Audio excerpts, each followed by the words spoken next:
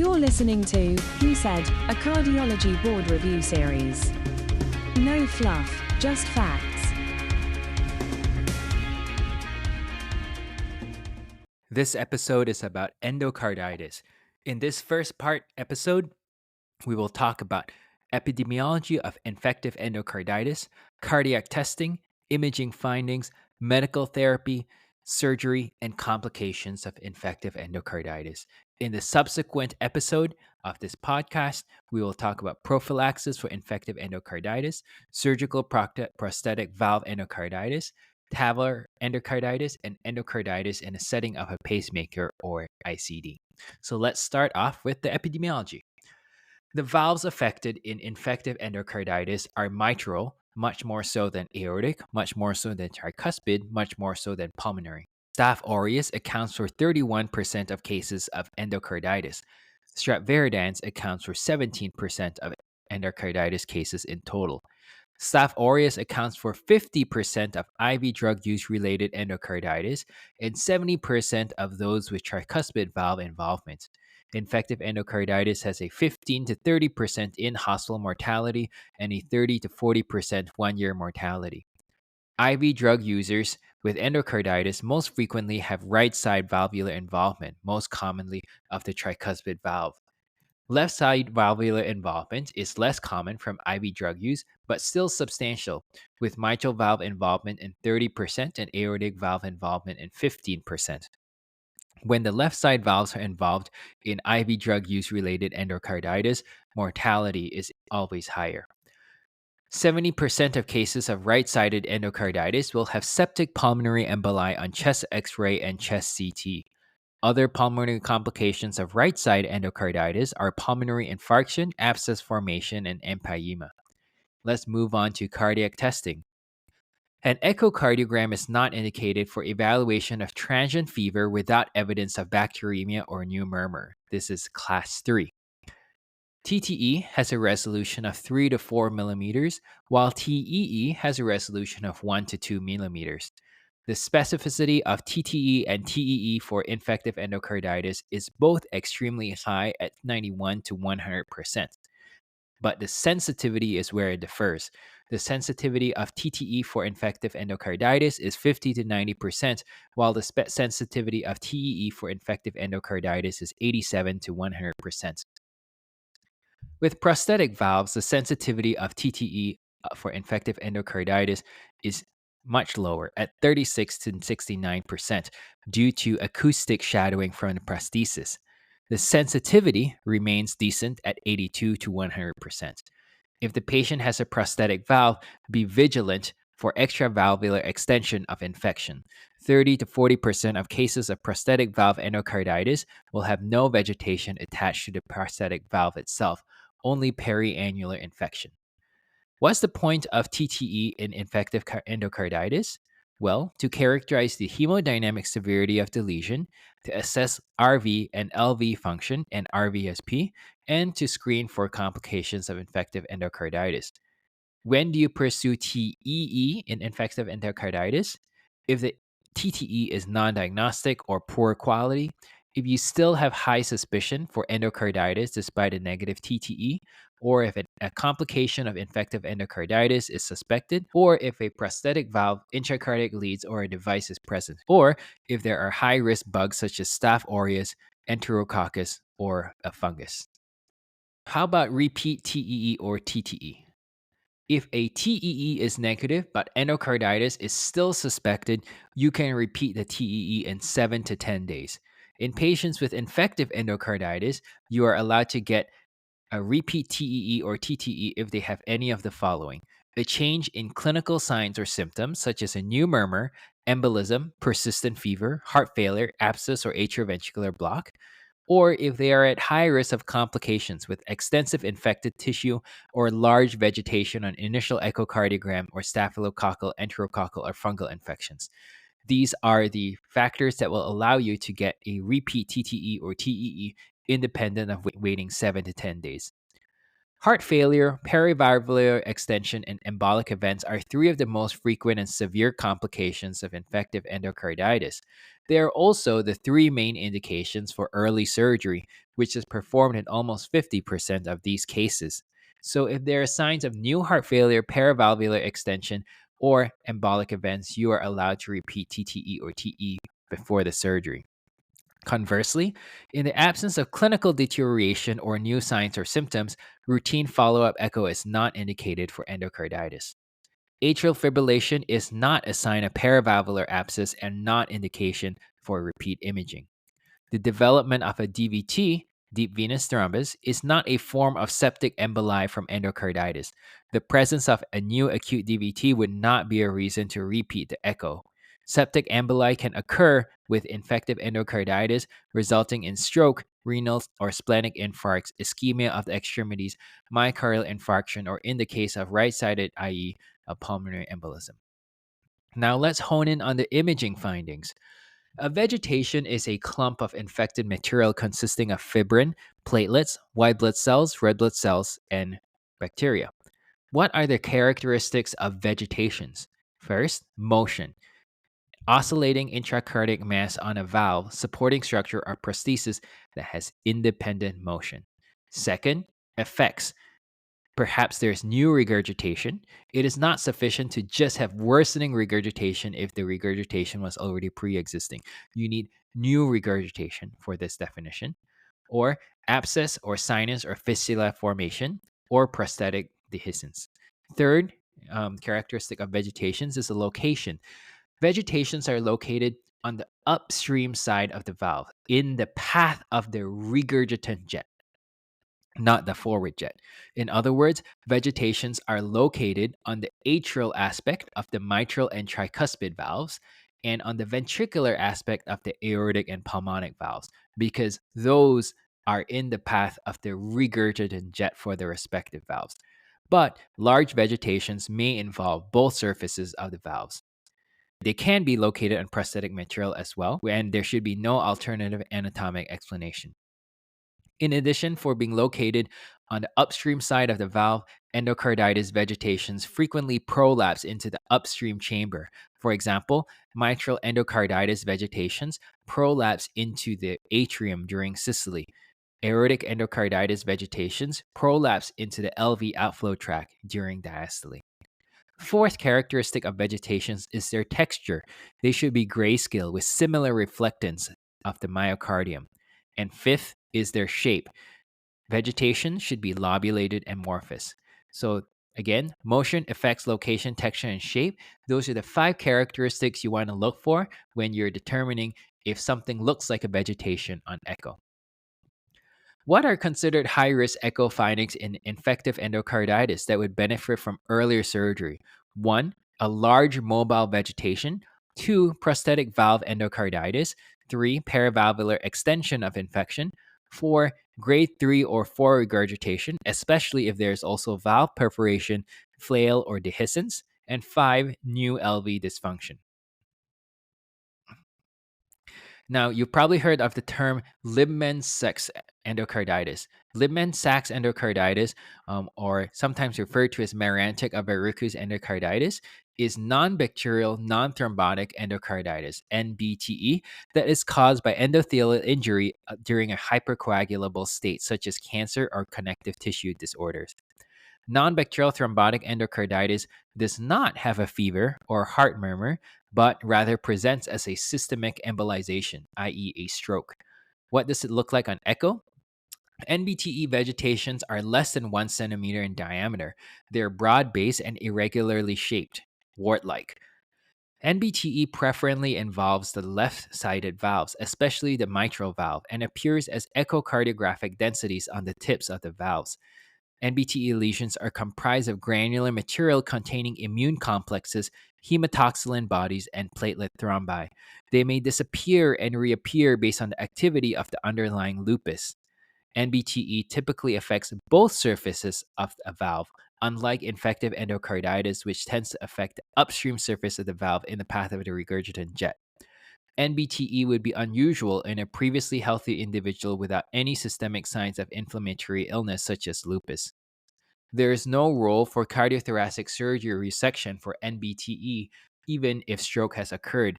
it is just given anticoagulation. And the anticoagulation should be done using heparin, not warfarin, because warfarin has a higher risk of embolic events than NBTE. If you see a dense mobile mass attached to the mitral valve in a patient with mitral annular calcification and have ruled out infective endocarditis, consider that you are looking at calcific amorphous tumor, or CAT, a rare non-neoplastic cardiac tumor accompanied by calcification that occurs in patients with mitral annular calcification. The name CAT derives from the microscopic features of calcification and amorphous fibrinous material. It occurs in elderly patients and also young patients who have advanced renal disease or other metabolic disorders that result in abnormal calcium metabolism. It can be complicated by caseous necrosis. Caseous necrosis and CAT, when mobile, poses a high embolic risk, so anticoagulation needs to be started. Now let's go back to infective endocarditis. What is medical therapy for endocarditis looking like? Well, first of all, if a patient has endocarditis, you want to get at least 2 to 3 sets of blood cultures, ideally at least 6 hours apart before initiation of antibiotics. Blood cultures are positive in more than 90% of patients with infective endocarditis, so you should find something. The 3 big bugs that cause endocarditis are viridans group streptococci, staph, and enterococcus, all of which are gram-positive cocci. Prosthetic valve endocarditis always requires 6 weeks of antibiotics, and so does endocarditis from staph or enterococcus. You can shorten to 4 weeks of antibiotics if it is native valve endocarditis from viridans group streptococci. For right-sided endocarditis, it is almost always MSSA or MRSA. If MSSA, give a beta-lactam for 2 to 6 weeks. If MRSA, give vanc for 6 weeks. If the endocarditis patient develops ischemic stroke or TIA from septic embolism, you have to temporarily discontinue anticoagulation without bridging, even if they have a mechanical valve. You aren't even allowed to bridge with aspirin. It's a tough situation. Fever from endocarditis should resolve after 3 to 5 days of antibiotics. If there is fever despite 48 hours of antibiotics, that should not be considered a failure of therapy and should not be a reason for repeat imaging. So, what do the 2020 valvular disease guidelines say about medical therapy for endocarditis? Patients with known valvular heart disease should not receive antibiotics before blood cultures are obtained for unexplained fever. That's a class 2A recommendation. The next one is interesting and important. In patients with infective endocarditis and with evidence of cerebral embolism or stroke, regardless of the other indications for anticoagulation, it is reasonable to temporarily discontinue anticoagulation, class 2A. In patients receiving VKA anticoagulation, i.e., warfarin, at the time of infective endocarditis diagnosis, temporary discontinuation of the VKA anticoagulation may be considered, class 2B. In patients with left-sided infective endocarditis caused by streptococcus, enterococcus fecalis, staph aureus, or coagulase-negative staphylococci deemed stable by the multidisciplinary team after initial intravenous antibiotics, a change to oral antibiotic therapy may be considered if TEE before the switch to oral therapy shows no paravalvular infection, if frequent and appropriate follow-up can be assured by the care team, and if a follow-up TEE can be performed 1 to 3 days before the completion of the antibiotic course. That's a class 2B recommendation. Now let's talk about surgery. When should you send left-sided endocarditis for surgery? Valve dysfunction with heart failure, that's a class 1 indication for surgery. Heart block, abscess, or destructive lesions, also definitely class 1 indication for surgery. Left-sided staph aureus or fungal organisms, those are bad organisms, also class 1 indication for surgery. Persistent bacteremia or fevers for at least 5 days, that's class 1 as well. Recurrent emboli or persistent vegetation despite antibiotics, that's a class 2A indication for surgery. A mobile vegetation at least 10 millimeters in length, that's a class 2B indication to send for surgery. And other indications for surgery and recent stroke without hemorrhage or extensive damage, class 2B indication. How about right-sided endocarditis patients? When should you send right-sided endocarditis to surgery? When there's right heart failure with severe TR and a poor response to antibiotics, or if you have prolonged infection from a resistant or fungal organism, or if you have at least a 20 millimeter vegetation with recurrent infection despite antibiotics. If the patient has had a stroke or hemorrhage, then you have to delay surgery for 4 weeks. When you need to intervene on a valve with endocarditis, i.e., there is a hemodynamic instability as well as microbial indications for surgery. Although repair rather than a replacement of a valve is always best, repairs are possible in only a minority of cases, such as when a leaflet perforation occurs without extensive leaflet destruction or annular involvement. To recap, what do the 2020 valvular disease guidelines say about surgery for endocarditis? There's a lot of points. We'll take them one by one.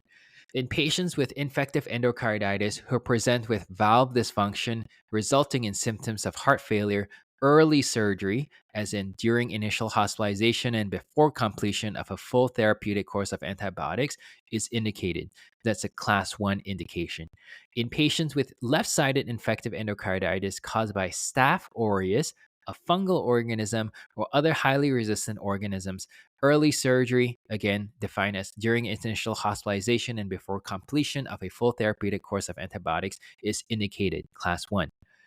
In patients with infective endocarditis complicated by heart block, annular or aortic abscess, or destructive penetrating lesions, early surgery during initial hospitalization and before completion of a full therapeutic course of antibiotics is indicated, class 1 as well. In patients with infective endocarditis and evidence of persistent infection as manifested by persistent bacteremia or fevers lasting more than 5 days after onset of appropriate antimicrobial therapy, early surgery during initial hospitalization and before completion of full therapeutic course of antibiotics for infective endocarditis is indicated, class 1. For patients with prosthetic valve endocarditis and relapsing infection, defined as recurrence of bacteremia after a complete course of appropriate antibiotics and subsequent negative blood culture results without other identifiable sources of infection, surgery is recommended, class 1. In patients with infective endocarditis who present with recurrent emboli and persistent vegetations despite appropriate antibiotic therapy, early surgery is reasonable, class 2A. In patients with native left side valve endocarditis who exhibit mobile vegetations more than 10 millimeter in length with or without clinical evidence of embolic phenomena, early surgery during initial hospitalization and before completion of a full therapeutic course of antibiotics may be considered, class 2B. In patients with infective endocarditis and an indication for surgery who have suffered a stroke but have no evidence of intracranial hemorrhage or extensive neurologic damage, operation without delay may be considered. Whereas for patients with infective endocarditis and major ischemic stroke with extensive neurologic damage or intracranial hemorrhage, if the patient is hemodynamically stable, delaying valve surgery for at least 4 weeks may be considered, class 2B. The last section in this episode is complications of infective endocarditis. Valve perforation can be identified by seeing interruption of endocardial tissue continuity on echo traversed by color Doppler flow. Mycotic aneurysm, valvular mycotic aneurysm, will be seen as saccular bulging of valvular tissue. You can get both of the above if your valvular mycotic aneurysm ruptures, leading to a valve perforation that is circular. An abscess is seen as a thickened, non-homogeneous perivalvular area with echodense or echolucent appearance. A pseudoaneurysm will show up as pulsatile perivalvular echo-free space with color Doppler flow detected. A fistula will show up as a color Doppler communication between two neighboring cavities through a perforation. If a color flow across a communication persists through both diastole and systole, it is more likely to be a fistula than a perivalvular regurgitation. Prosthetic dehiscence will be seen as perivalvular regurgitation around the prosthetic valve with or without rocking motion of the prosthesis. Predictors of embolization of infective endocarditis are large vegetations more than 10 millimeters in size, highly mobile vegetations, anterior mitral leaflet location, or Staph aureus fungal or Hatchek organisms. These are the predictors of embolization of infective endocarditis. The risk of embolization of infective endocarditis goes down from 27% to 7% in the first 2 weeks of antibiotics. The mitral aortic intravalvular fibrosa is a fibrous structure between the aortic and mitral valves where the anterior mitral leaflet comes in continuity with the non-coronary cusp of the aortic valve. A pseudoaneurysm of the mitral aortic intravalvular fistula may extend superiorly between the left atrium and ascending aorta and the pulmonary artery into the pericardial space. Laterally, it may expand into the left atrium or aorta. Submitral and subaortic pseudoaneurysms form within the substance of the aortic or mitral annular rings. If the pseudoaneurysm is in contact with the LV, it will be subject to the LV systolic diastolic pressure difference and thus will exhibit dramatic systolic expansion.